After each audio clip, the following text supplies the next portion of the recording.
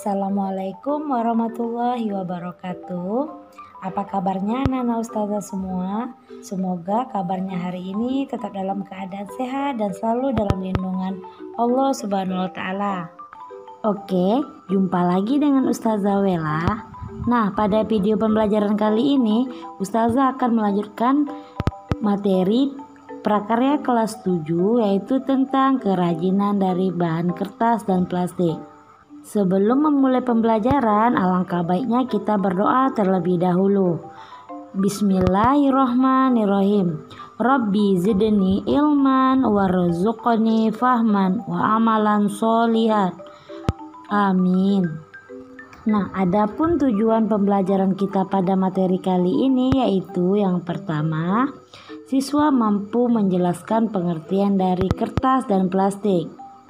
Tujuan yang kedua, siswa mampu menyebutkan jenis kertas dan plastik. Tujuan yang ketiga, siswa mampu menyebutkan sifat dari kertas dan plastik. Tujuan yang keempat, siswa mampu menyebutkan karakteristik dari kertas dan plastik. Dan tujuan yang terakhir, siswa mampu menyebutkan teknik pengolahan kertas dan plastik. Untuk penjelasan pada materi kali ini, silakan anak-anak ustazah simak dan perhatikan penjelasan ustazah pada video ini ya. A. Pengertian kertas dan plastik. Menurut Kamus Besar Bahasa Indonesia, kertas adalah barang lembaran dibuat dari bubur rumput, jerami, kayu, dan sebagainya yang biasa ditulisi atau untuk pembungkus dan sebagainya. Kertas juga disebut bahan yang tipis dan rata.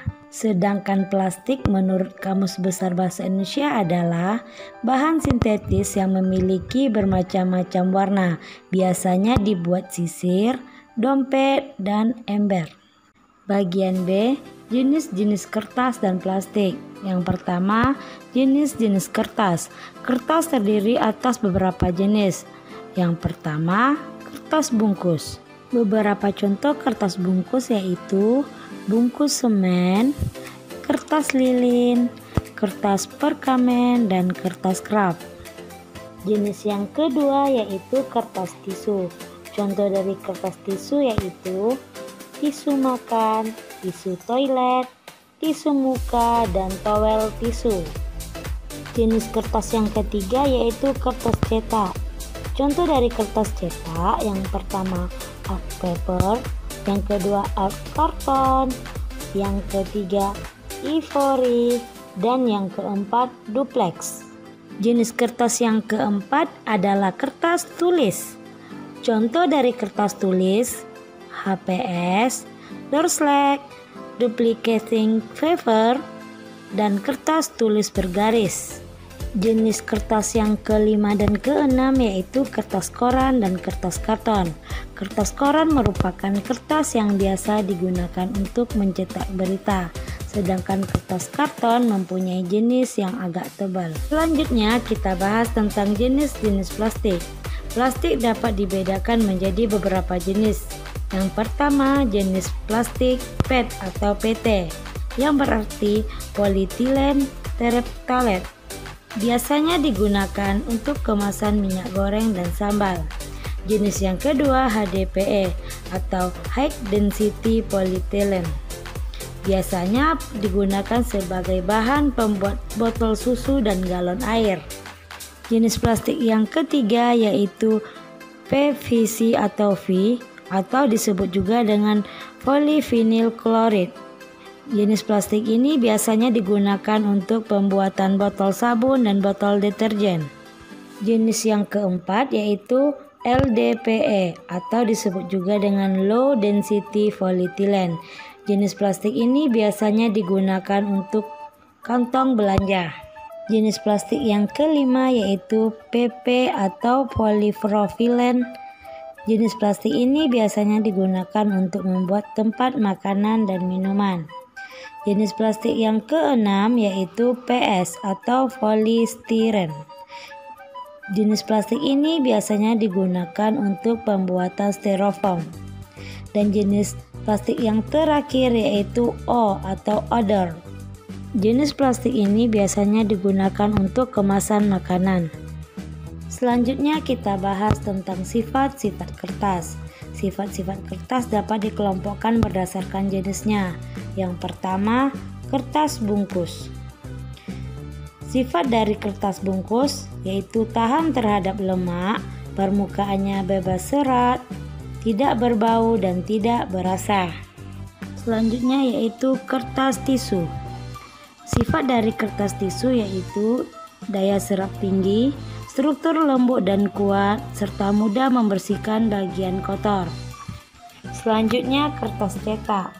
Sifat dari kertas cetak ini yaitu satu sisi licin, satu sisi tanpa coating, gramatur 210 gram sampai 400 gram. Selanjutnya kertas tulis. Sifat dari kertas tulis adalah kualitas tinggi, gramatur 60 gram sampai 80 gram dan tidak mudah berubah warna. Selanjutnya kertas koran. Sifat dari kertas koran adalah mengandung fold mekanis, gramatur 45 gram sampai 55 gram dan ketebalan tidak lebih dari 0,1 mm. Kertas yang terakhir yaitu kertas karton. Sifat dari kertas karton yaitu lebih tebal dari kertas tulis, tekstur kertas halus dan gramatur 200 gram. Selanjutnya sifat-sifat plastik. Sifat-sifat plastik dapat dibedakan menurut jenisnya. Yang pertama, PET atau PT. Sifat dari plastik ini berwarna bening, tembus pandang, dan cocok untuk kemasan minuman. Yang kedua yaitu HDPE. Sifat dari plastik ini bersifat keras, mencegah reaksi kimia antara isi dan wadah, dan cocok untuk kemasan susu. Selanjutnya PVC atau V. Sifat dari jenis plastik ini mengandung zat DH atau diethylhydroxilamin, bahan dasar keras serta cocok untuk botol sabun. Selanjutnya LDPE. Sifat dari plastik ini memiliki daya resistensi, bahan dasar fleksibel dan cocok untuk pembungkus makanan. Selanjutnya plastik PP. Sifat dari plastik ini tahan terhadap panas, mencegah reaksi kimia dan cocok untuk tempat makanan atau minuman. Jenis selanjutnya PS. Sifat dari jenis plastik ini mengeluarkan zat stiren, sulit untuk didaur ulang, biasanya untuk membuat styrofoam. Jenis plastik yang terakhir yaitu O atau odor. Sifat dari jenis plastik ini keras dan jernih. Selanjutnya kita bahas tentang karakteristik kertas dan plastik. Yang pertama, karakteristik kertas. Karakteristik kertas didasarkan pada berat atau ketebalannya yaitu sebagai berikut. Yang pertama kertas, yaitu 0 sampai 149 gram per meter kuadrat. Yang kedua kertas karton, yaitu 150 sampai 180 gram per meter kuadrat. Yang ketiga karton, yaitu 200 sampai 500 gram per meter kuadrat. Yang terakhir bulk, yaitu besar dari 500 gram per meter kuadrat. Sedangkan karakteristik plastik terbagi menjadi 7 jenis. Yang pertama, plastik PET atau PT. Karakteristik dari plastik ini hanya sekali pakai. Jika digunakan berulang-ulang akan mengeluarkan zat karsinogen penyebab kanker. Yang kedua, HDPE. Karakteristik dari plastik ini sebaiknya sekali pakai, karena jika berulang-ulang akan melepaskan senyawa antimon trioksida penyebab iritasi kulit. Selanjutnya, plastik PVC atau V. Karakteristik dari plastik ini tidak boleh dipakai menyimpan makanan dan minuman karena mengandung zat DH dan bisa menyebabkan kerusakan hati. Selanjutnya, plastik LDPE. Karakteristik dari plastik ini baik digunakan untuk pembungkus makanan karena tahan reaksi kimia. Selanjutnya plastik PP.